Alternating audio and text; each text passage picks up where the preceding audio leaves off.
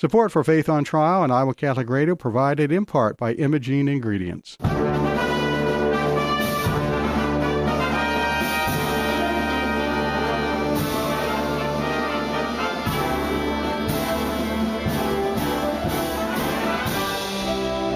Our freedom of conscience and religion is being challenged by laws and regulations imposed by secular society. It's time to hear from the top Christian litigators in the nation who have come forward to tell us the truth and help us defend our faith. Hear ye, hear ye. All rise. Faith on Trial with Defender of the Faith, Deacon Mike Mano, is in session. Welcome once again to Faith on Trial. We examine the influence of law and society on people of faith. I'm Deacon Mike Mano, your host, and I'm here with Gina No, our lovely co-host. How are you? Nice to be here, Deacon Mike. Yes. It's a good day here in Iowa. No, it's not. No, my Phillies lost last night. Okay, so I'm depressed today. They're out, and you had such a good run last year. Went almost all the way to the end. Almost all the way to the end, and then we failed at the end. It was now our pitching. Now your season got cut short. Our season is cut short. Is it easier to lose early in this whole process of the playoffs and the World Series? Never easy to Is lose. it? You got to remember, I'm from the place where they booed Santa Claus when the Eagles weren't doing well. So, we're kind of tough on our... You are tough Philly supporters. Yeah. So anyway, we lost and we're out, and... So no more baseball for me. They may as well cancel the rest of the season and playoffs. Yeah. Are you a Steelers fan also? No. Eagles. Yeah, Philadelphia. So you follow the football also. Oh, football. They're doing so. They're not the powerhouse they were. So we will see. It's early. Yeah. We have an interesting program. Hiram Sasser from First Liberty is going to be here with us. He's going to talk about a church they're representing that's having its occupancy permit pulled by the city.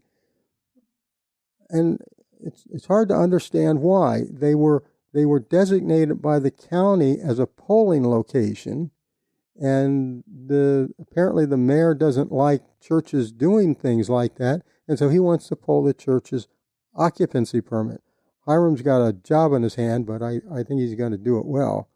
Well, I'm looking forward to some more details. This sounds fishy to me. Why something like that could happen? Yeah. It seems very difficult. And then we have Patty Origer, who is with the Diocese of Des Moines. She's in a ministry for people with disabilities. And this is something we don't think about very much, and maybe we should. So we're going to introduce you to that so that you can find out a little bit more about that and be able to get a hold of her and find out what she's been doing for us. Interesting. All right. Did you see in the news this week that our friend Jack Ryan, the cake baker from Colorado, has finally been purged of all of the lawsuits that have been engaging him for the past, 12 years, 16 years? Yeah, he was the baker. Baker in Colorado. Yeah.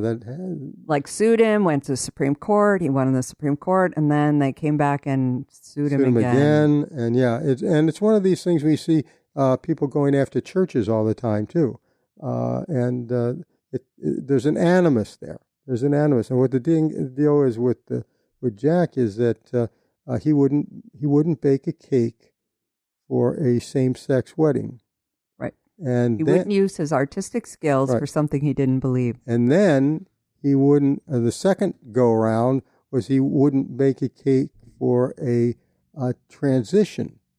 A sexual transition that was going to be pink on one side and blue on the other, or something like that. And he wouldn't do that, and they knew it, and they were picking on him deliberately because I think he's in Denver, Colorado. There's plenty of cake bakers in that part of the world for sure. Mm-hmm. So he won, and the Supreme Court in Colorado dismissed the final case against him, and he's free now to do his craft. So if anyone's looking for some sweet treats, I'd look up Jack Phillips, the baker. Yeah. You can order them. I think he does mail order. So. Well, Sweet Cakes by Melissa in Oregon or wherever it was. Yeah, she had to go to an online bakery because they shut her down. That's right. Yeah. She and her family moved to another state. Yeah, so yeah.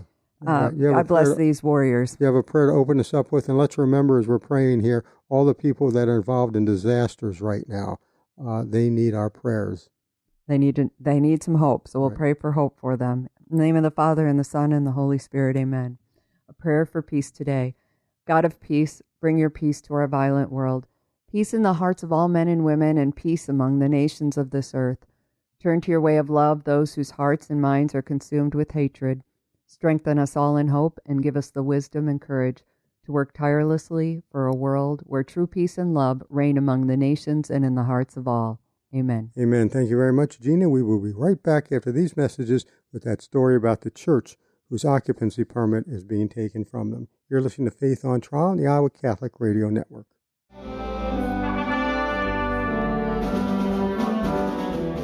And you're listening to Faith on Trial on the Iowa Catholic Radio Network.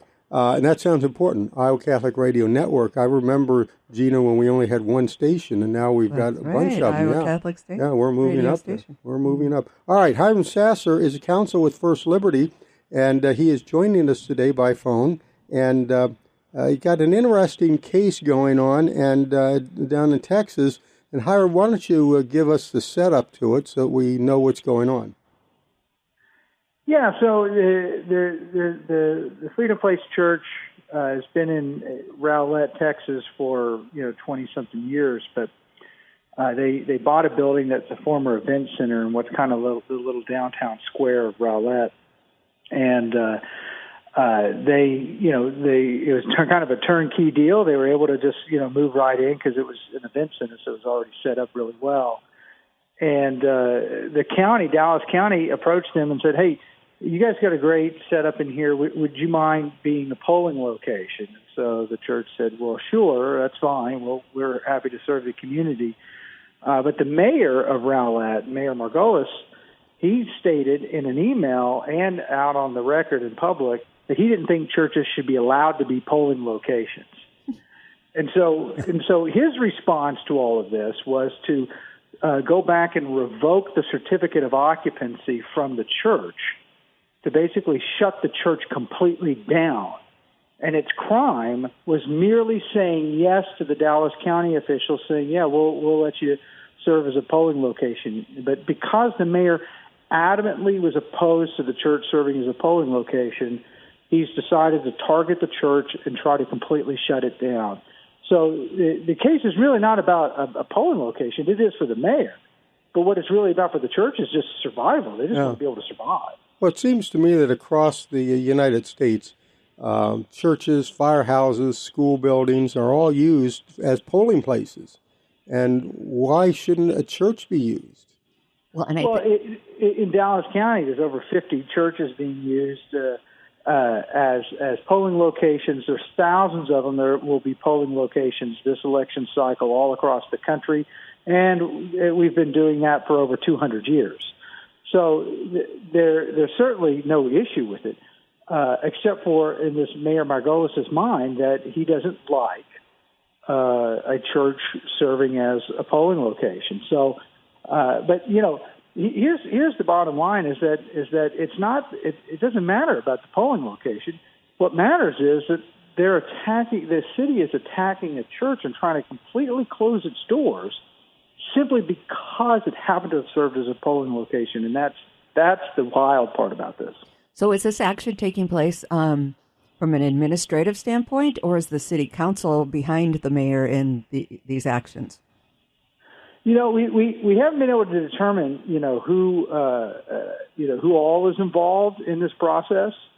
All we know is that the city took the official position and issued a letter saying we're going to revoke your certificate of occupancy. What's fascinating, to be fair, what they're trying to argue is that, well, there's not enough parking there for a polling location or a church. Mind you, it was an event center where the city had events in the past, held their own events there, and the city currently, and you can't make this up, currently rents office space from the church for their housing authority. So the city wants to revoke the certificate of occupancy of the church, in which the city actually has office space as well. That's how hostile this mayor is to the church, trying to shut it down for merely serving as a polling location. Wow. What is his opposition to a church being a polling location? He's only said it adamantly, never given us the why, and so we just don't know what the driving motivation is. But look, the church is in a fight for its life, and we're in the process of trying to negotiate with the city now to give them an opportunity to do the right thing. But this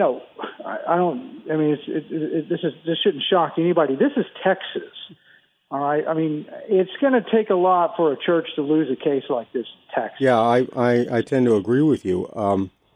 But you gave I read the letter that you sent to the church, and you gave them, I think, until this past Monday to make a decision, or you're going to file suit. Now, have they responded, and what is the situation as it stands today? Yeah, so they responded and essentially said, "Look, let's sort of declare a détente right now, and have a meeting on October the 22nd, so that we can see if we can, come together and figure this out." And look, we're happy to have conversations with them. We're happy to talk to them. But there is something called the U.S. Constitution. I mean, there is Texas state law. There's the Texas Constitution. I mean, there's a lot of different protections for the church in this situation. So we'll see what they have to say on October 22nd. But that doesn't give them much time, because on the 22nd, the election is just a couple of weeks away. And I'm sure they've already started early voting down there by then. And I think the church was supposed to be a location to turn in ballots. That's going to affect the whole election process in that area, isn't it? I don't think they're going to be able to. They're not going to be able to yank the polling location. That's just not going to be able to happen. The mayor filed a separate lawsuit just in his own individual capacity to try to do that. He asked for an emergency order, and a judge denied that and said, "We're not closing the polling location," but did give him authorization to open for the city to open a second polling location. So look, we'll see. What their mood is. But see, the problem wasn't about the polling location. It was their whole thing is revoking the certificate of occupancy to shut the church down.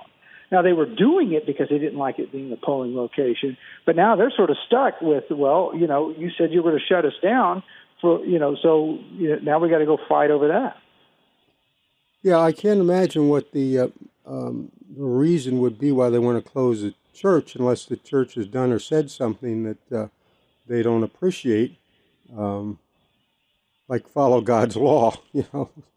I don't know. Like in Dallas County, I mean, it's not like Dallas County is a hotbed for conservatism or whatever. But I mean, they seem to find this church to be okay. This mayor, I think, is kind of on the liberal side, but I don't understand why the church would be okay for Dallas County, but not okay for the mayor. That doesn't seem to make any sense to me. No, we've seen across the country a number of these things where local municipalities are trying to shut down churches because they violate some type of a zoning ordinance by maybe providing for a food shelter or food pickup place for people that are hungry and that need food, or to provide temporary shelter for people that are homeless. Do you see this trend too, where you're sitting at First Liberty, that there's really these spurious attacks on churches for doing things that churches for hundreds of years have always done? Yeah, look, it's really, really wild. I mean, there's sort of a pattern, I mean, you've got, and I hate to say it this way, but it's really true. You sort of have the sort of the liberal cities shut down the synagogues, and the evangelical churches, or try to. You have maybe the more conservative cities or some that lean that direction, shutting down. They want to shut down the churches serving in the homeless communities. Mm-hmm. You know, there seems to be like a reason for everyone, but the problem that everybody is missing is that religious institutions, churches, synagogues, that sort of thing, they provide something that the government cannot provide. They provide something called hope, and there is no the government sort of manages, all right, but religious institutions lead. They lead the people out of despondency. And when the government tries to replace the hope with handouts or processes that the government controls, it just doesn't work as well. And for some reason, they can't seem to get that message. And the news out of Western North Carolina and Eastern Tennessee validates your point, really, as visual. If it weren't for the Christian and religious organizations that have stepped up to help those people, they'd still be in dire need. Yeah, that's exactly right. Look, Thomas Jefferson, you know, he had some flaws, but, you know, one of the things that he warned against is that you can't have the government, you know, shutting down religious freedom, because religion is what guards against state absolutism. It's the guardian against, you know, the totalitarian form of government. It's why every totalitarian that comes into power, the first freedom they have to restrict is religious liberty, because they don't want anyone to have an allegiance to something greater than the state.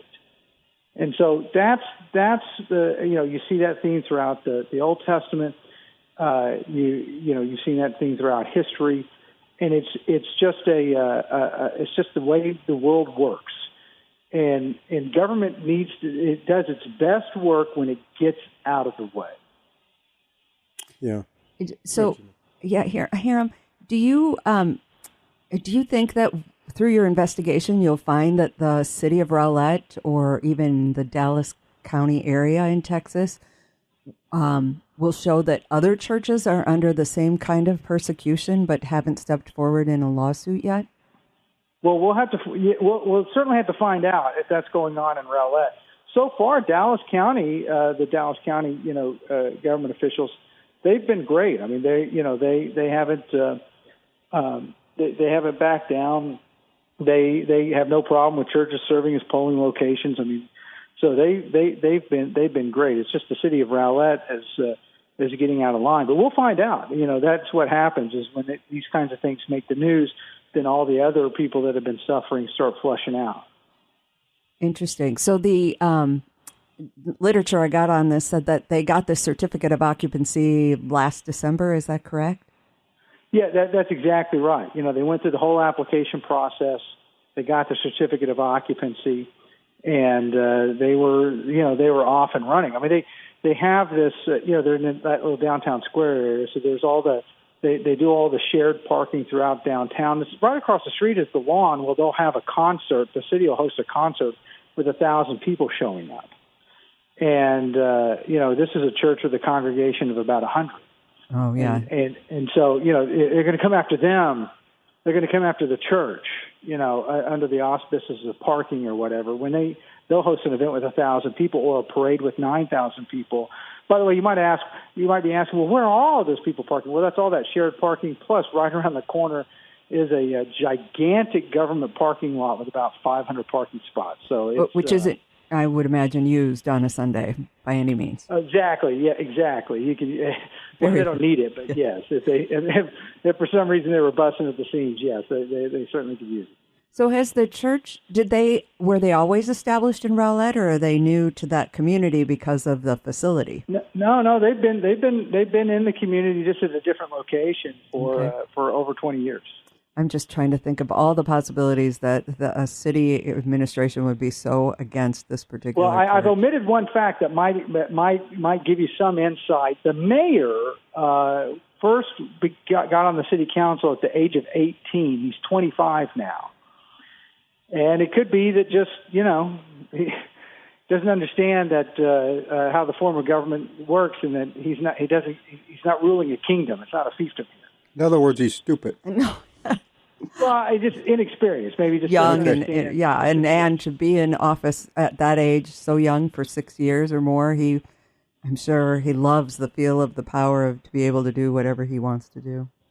I mean, John Quincy Adams served as an ambassador at before he was part of the ambassador team to Russia before he was even 18 years old. So many of our founding fathers were pretty young. So it's not necessarily age; it's just maybe experience. Experience, exactly. We'll credit it to experience rather than stupidity.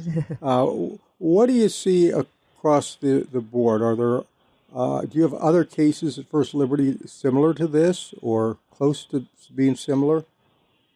Well, we haven't had a case where they in response to some sort of political squabble, they decided they're just going to try to completely shut down the church.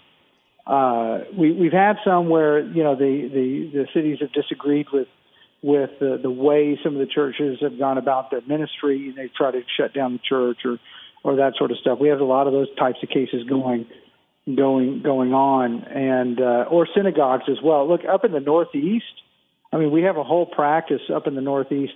For some reason in the Northeast, they hate synagogues, and we just have a ton of cases having to represent the Jewish people and the rabbis up there because the cities get after them, on zoning issues because they have to have lots of synagogues, small synagogues, because of the walking distance, the travel distance for the Sabbath.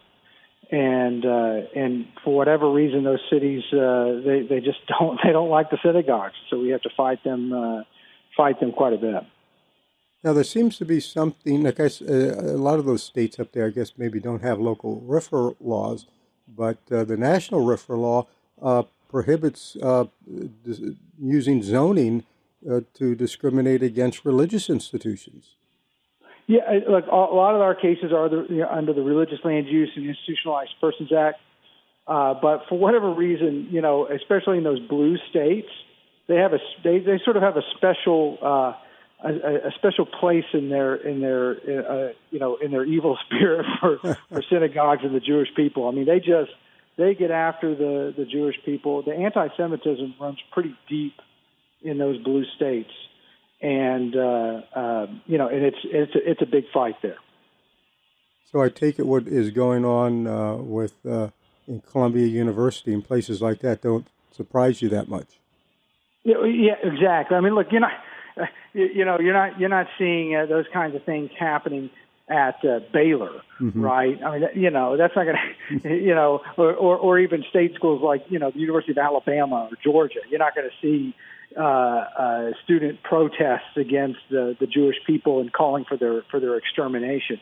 But in those liberal at those liberal institutions, you're gonna find they're not rolling out the welcome mat for the Jewish people. It's kind of interesting where you go to the conservative areas and they tend to be more tolerant of this than in the liberal areas.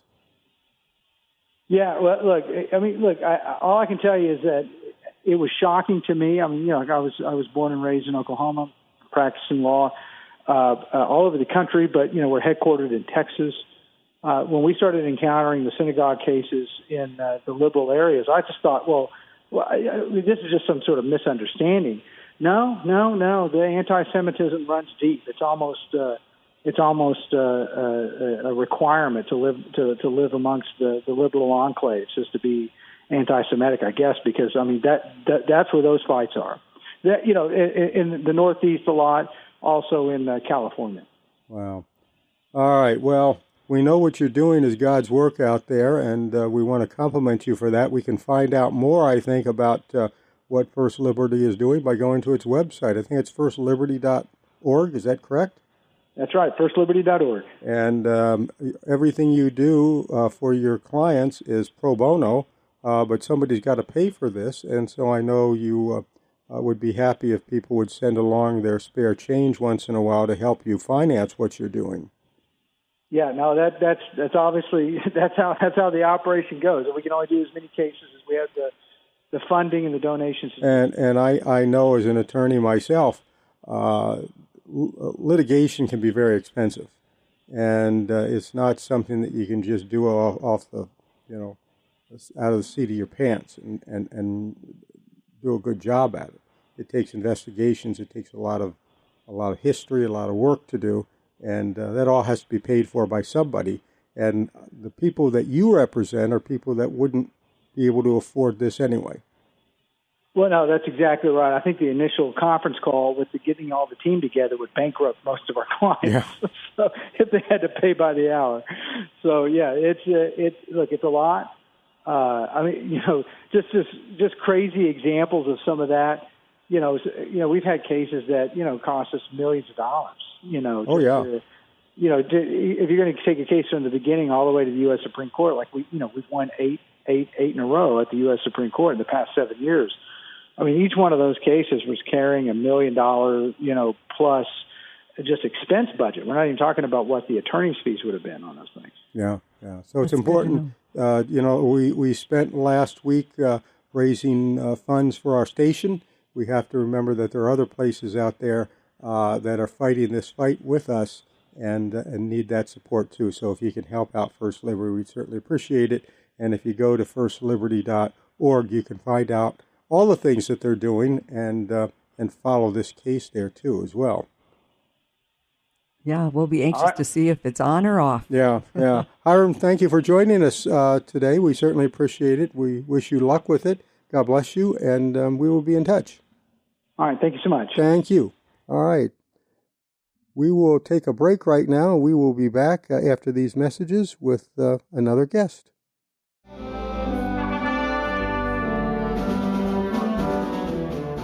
And we're back. You're still listening to Faith on Trial on the Iowa Catholic Radio Network, and we are here now with Patty Origer. I practiced that, and I got it wrong again, so I'm sorry. And Patty is the director of... I'm the Persons with Disability Ministry Coordinator. Okay. It's a mouthful. So. It is. That's why I had you do it. And I struggled. So. My mouth gums up after a while, and I can't get things out right, especially when I can't see. I can't see what I'm writing. But anyway, there is this ministry down in the diocese now for persons with disabilities, and it's been going on for how long? I was hired in December of 2019, right before the pandemic. Okay, and I've received a lot of notes from you in the mail and email because you've been trying to get deacons involved in this too. But how is it that you got the job at the diocese working in this ministry? Have you ever worked in ministry before? No, this is my first ministry paid position. I've been obviously a volunteer and active in my own parish, but I was driving to work one morning at Des Moines Area Community College. I was 3 or 4 years away from retiring with my IPERS benefits, and I heard this job advertised on Catholic radio, and I'm like, oh, I don't want to apply for another part-time job, but I feel like I should at least give them my 2 cents worth of disability ministry and how important it is. So I applied for the job, and then they offered it to me, and so I started it, and as long as they were flexible in me having to keep working at DMAC for a few years so I could finish my years of service there, I started doing disability ministry. So we helped get you into that job, right? You did. And now your stint on the radio here today may cause you to be fired from that job, no, right? That's right. Yeah. All right, let's talk about what it is that you do and what it is your little ministry office that you oversee does, and what are you trying to do that you haven't done already. So that's a lot of questions. Yeah. Answer that in 30 seconds or less. All right. Well, yes. So my main position is to be a support and resource for our parishes to help them build communities of belonging and welcome for persons with disabilities and their family members, and how we can do a better job about inviting and welcoming people and caring for them. And I'm a resource for them and also for family members. If they reach out to me, if they have a need, I can assist them. I help with training for parishes. Let's stop right there for a minute. While we're thinking about it, how do people get a hold of you if they want to reach out to you for assistance? Yes, I can be contacted at the diocese at the phone number 515-237-5073, or I can be emailed at PORIGER@dmdiocese.org. Okay, well, we'll give that again before we get off the air. So go ahead, continue your story. I interrupted you now, and I'm sorry to do that. That's okay. And so offering training and resources. And in the last year and a half, we've been working on starting some mental health ministry with a team of people in the community, clergy, and Catholic charity staff to help build mental health ministry in our diocese. Okay. Do you have anything to do, I know in some parishes they have a parish nurse, and I imagine that would be an invaluable position to work with. Yes, I have done the last few years, reached out to pastoral ministers and even Stephen ministry leaders at some of our parishes to connect and share resources at meetings. Once a year we try to get together, and then by email I send them resources. And so our Stephen ministers are actually listed on our mental health ministry website as a resource for mental health accompaniment. Okay. And I know the Stephen's ministry in my parish has been very helpful because I do the communion runs once a week to people in the hospital and shut-ins and that, and they picked up part of that from me, and they're helping me out with it, which is quite a burden off me. Still, I'm going out, 5 places in the morning to take communion to people, but they can do that, and most of them are extraordinary ministers of communion, and they can they can take the host out to people and help them out that way. All right, what are some of the other things that you do besides outreach like that? What about the person that has some type of a disability and finds it difficult to attend services or attend different group activities? How do you deal with that? Well, one of the programs that I am reaching out to with priests this last year and with our parishes is to ask them to recruit what's called a parish advocate in their church. And that could be a person or two that watches out for people with disabilities, is welcoming, is a resource to families or persons with disabilities. So if somebody is maybe having trouble hearing in church, maybe they're getting older, their hearing is changing, or if they're having problems with vision, if there's maybe a need for large print missals, all those types of things. And so just that person or so that can be available and be that resource. We've been piloting this with a couple of parishes, Sacred Heart in West Des Moines and St. John's in Paul, and they're doing great work in building disability ministry efforts and finding out what the needs are of their parish. Okay. And what are you finding some of the other needs are? We talked about eyes and ears. You can't see, can't hear. But what are some of the other disabilities that you regularly encounter? This last year, I've had a lot of requests for, this is still on the hearing part, but assisted listening systems. Okay. So those people that maybe have hearing aids or not quite ready for hearing aids, but need help with additional hearing to hear the homily and hear what's going on at Mass. The other thing is physical accessibility. Catholic churches many times are older, especially in our rural areas, and there was not elevators or ramps. And so I have some resources available to help those parishes that are trying to become physically accessible so people can even get in the doors. Mm-hmm. What about the youth with disabilities? Does your department kind of work with some of those families? Yes, I just this week went to the youth ministry leader meeting and shared some resources with them that they can use to reach out to their youth. I know Sacred Heart with their parish advocates, their youth group has a Halloween party that they invite people with intellectual and developmental disabilities to engage in a party, and the youth participate in that. So we're continuing to reach out, engage our youth to do things like that. Sacred Heart also this year hosted what's called a Night to Shine event. That is an event sponsored by the Tim Tebow Foundation, where they have a prom event for people with disabilities to know God's love. And at that event, they have a dance and they have a meal, and Sacred Heart hosted theirs for the first time. And there was a lot of youth there as volunteers, as buddies and peer partners to celebrate the night and celebrate God's love for everyone. Well, I love that there's a specific ministry for families like that. I had a cousin who's now 65 and living on his own, but he was born with Down syndrome. And it was on the family to coach, to work with him, to eventually bring him through the training and understanding so that he could receive the sacraments even, and help him to control his emotions during the Mass. You know, you think of a small child, it was almost easier for a 1-year-old to calm him down as sometimes for my cousin Chucky. But I love that there's a ministry, because for those families, they need a little bit of support and some help. Right. And for all of us to be welcoming in those situations where we see somebody at church, it's important for us to be curious, not judgmental, because you don't know what's going on in that life of that family that they're caring for that loved one. So that's an important thing to educate people about and be welcoming to persons with disabilities. Sometimes people just don't know what to do. And so it's important for people to be aware that you need to just treat them like anybody else, talk to them, smile with them, greet them, at least recognize that they're there. And if they need extra support in maybe if somebody's nonverbal or has struggle with speech, their caregiver will step in and help, but just engage them. We also have a deaf ministry in our diocese. St. Catherine's in Des Moines is where I schedule ASL interpreters for every Sunday Mass at 10 a.m. Oh, that's good to know. Another part of my work that I do. And actually this coming weekend, Our Lady's Immaculate Heart is hosting a Deaf Christian Experience weekend.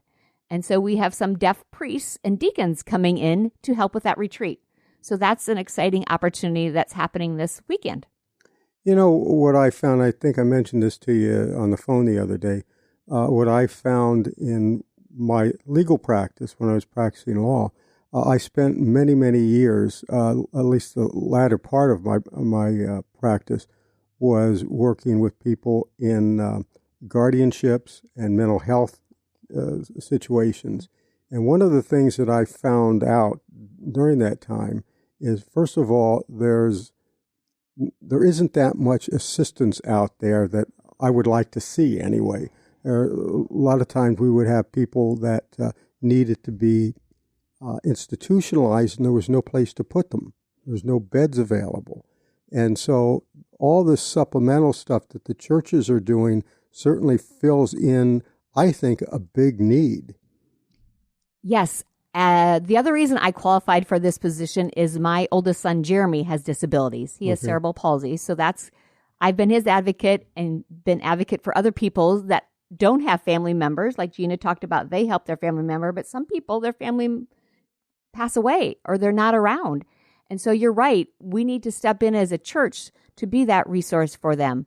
Our state has programs to help with community living and things like that. But unfortunately, right now, it's a 4-year waiting list. Mm-hmm. So if you have a child with a disability and you apply for state services, it's going to be 4 years before you get respite, for they could go in a group home, for them to get services to help the family and accompany them. So it's important for our church community to step in. Maybe we could be offering some respite nights for our families, our caregivers.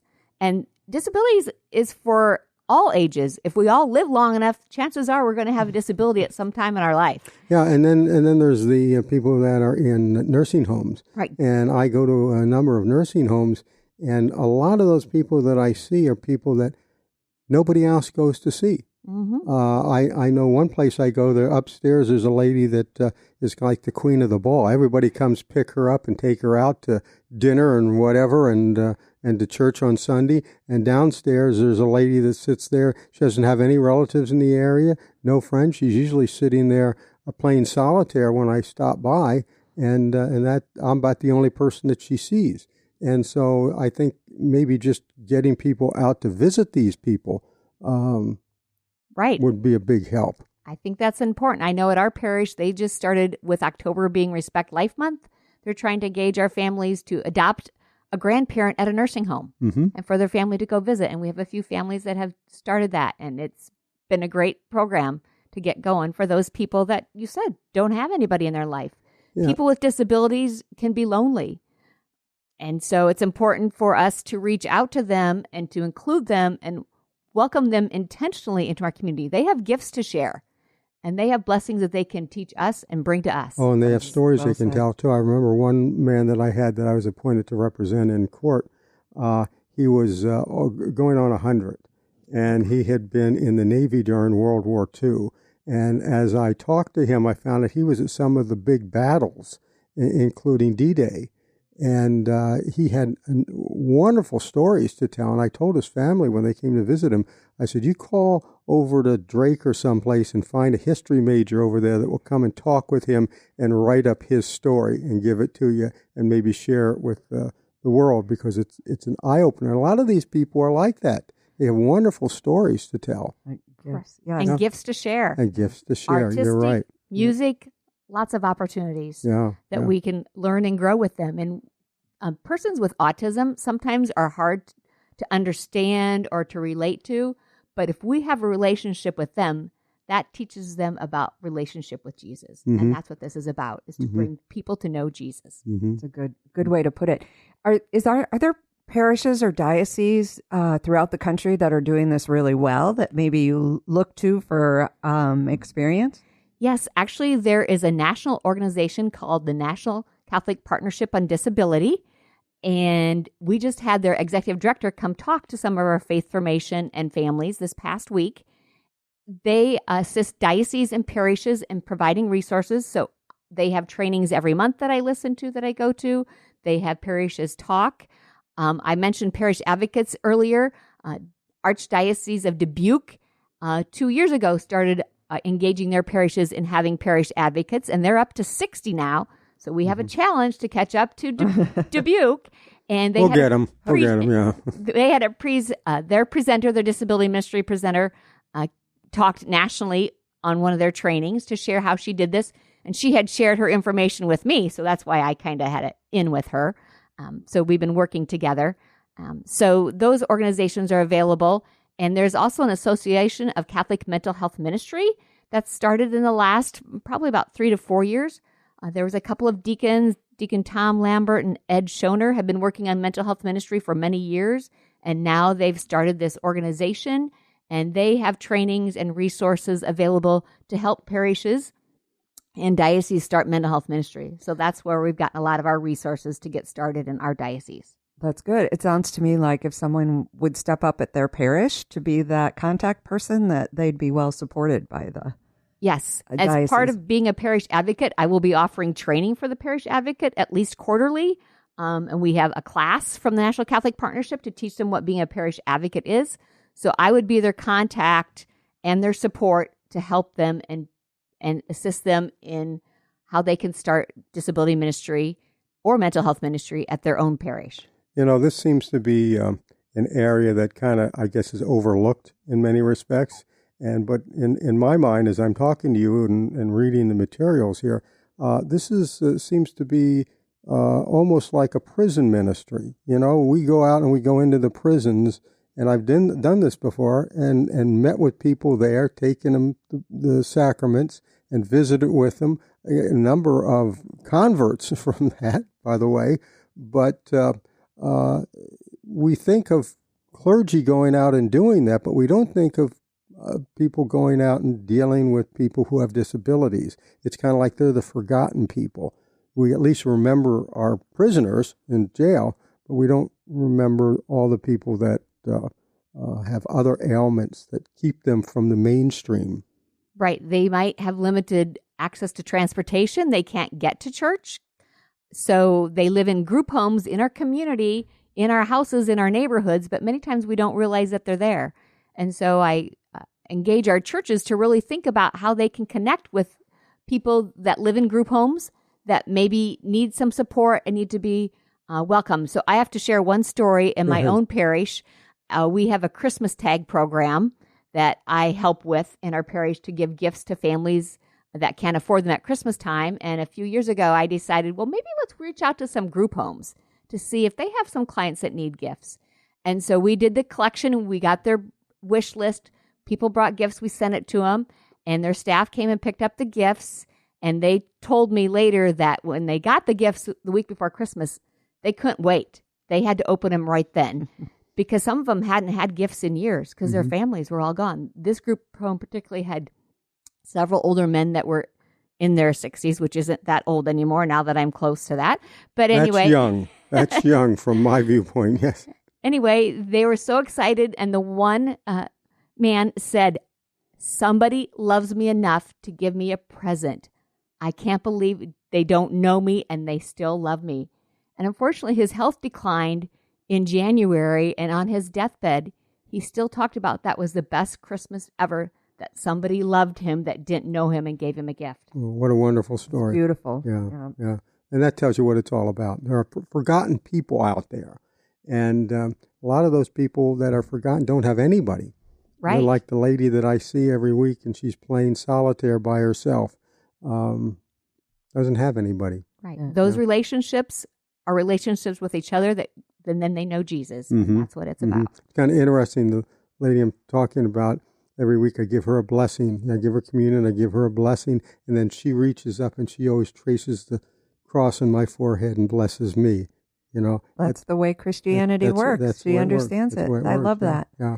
Hey, Patty, so this is a new program for the diocese, relatively new. But talk a little bit, if you even can, about the funding for your mission and your services through the diocese. Does it come through the parishes? Are they individual donors? It's from the annual diocesan appeal is what funds my salary and the position. We also have a disability ministry endowment that was started by Mrs. Rothermel. And so that endowment is available for people to make donations to, that we now have a application process where parishes can apply for assistance for some of the projects. So we really want to grow that. Some of the things we've helped with was an ASL interpreter at Catholic Youth Camp, an ASL interpreter at Vacation Bible Schools. We've provided some adaptive faith formation materials to a couple of parishes. So that's available for parishes to apply for if they want to start a disability ministry. And we do have funds to help with the financial costs if a parish wants to offer respite and those types of things. So the funding comes from the Annual Diocesan Appeal. We're hoping to grow this endowment so we can continue to serve our parishes and provide them some financial support to do this. And we want to give your contact information one more time again before we're pretty much out of time. Okay. If you will. So my name is Patty Origer, and my phone number is 515-237-5073, and my email address is PORIGER@dmdiocese.org. And if you call the Pastoral Center and ask for disability ministry, you can get me that way also. And, one of the things I was thinking of while you were talking here is that respite ministry is very important. I don't know how many times I've run across families that are saying, I'm dying under this stress. I've got to be here all the time. I can't leave them alone. Got to get them out of there. Yeah. Got to get these people out to enjoy their life a little bit and to rest up, and where they have to go back to their household or their family ministry, whatever it is. And we do have a couple of parishes, St. Pius and Holy Trinity, that have partnered together to offer a Nourish for Caregivers support group that meets monthly. So that's something for those caregivers. Respite is still needed, right? But that's another option. And then also I was going to make sure everybody knew about our websites at www.dmdiocese.org/disability ministry. And then the newly released one is www.dmdiocese.org mental health ministry. Okay. So you can find resources for your parish at both of them and for family members. Very good. Patty Origer, thank you very much for joining us today. We certainly appreciate it, and God bless you in your work and what you're doing, and I hope you get a few more volunteers and make this a little bit better known through your time here with us today. All right. Thank you for your invitation. Thank you. God bless you. Good to meet you. And we will be right back with a wrap-up after these messages. You're listening to Faith on Trial on the Iowa Catholic Radio Network.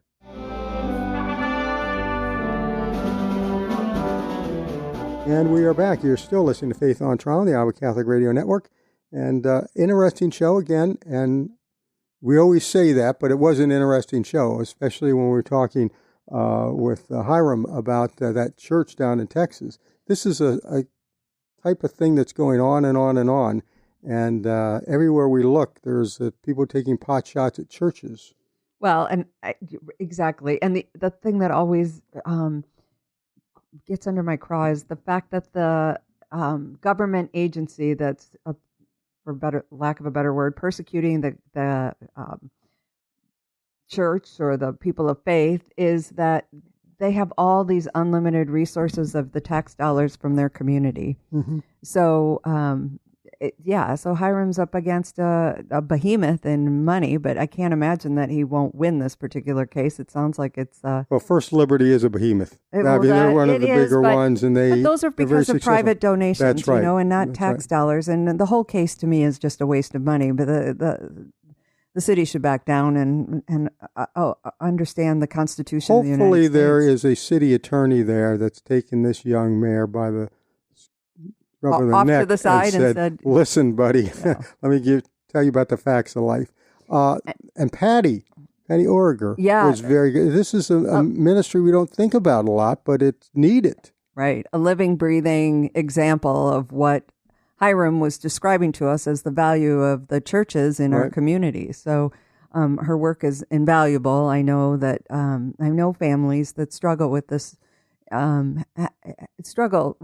practicing their faith because of the disabilities of a family member. And I'm glad that the church is stepping up in the Des Moines Diocese, and it's a good example of why you should support the ADA. What does that stand for? The I can't remember, but it's the fundraising that the diocese does. Right.